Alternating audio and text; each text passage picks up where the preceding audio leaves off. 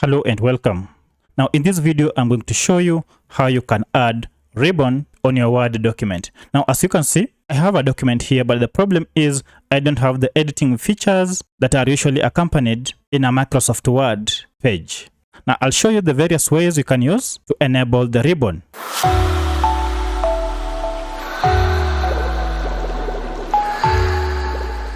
The simple and the easiest way to show your ribbon is to click on Home.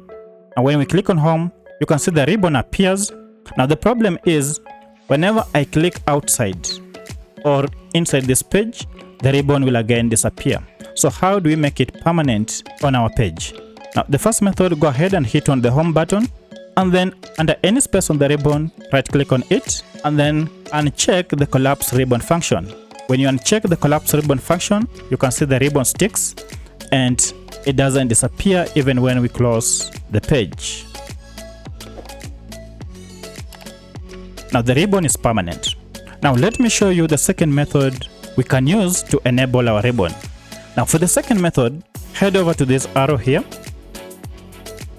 and click on it. Now head to the last option, which reads Show Tabs and Commands. This tab will help us to show ribbon tabs and commands at all times. Click on it to enable the ribbon. Again, as you can see, the ribbon is permanent, and now we have more control features in our Word document. By following any of the two methods, you can enable and disable the ribbon. Should you need to collapse the ribbon, simply right click on the ribbon and then select the collapse the ribbon option. And from here you can see the ribbon has disappeared. Again, to bring it back, go and repeat the same process as we did. If this video was helpful to you, kindly subscribe to this channel and also hit the like button to support me. Thank you for watching, and let's meet in the next video. Bye bye for now.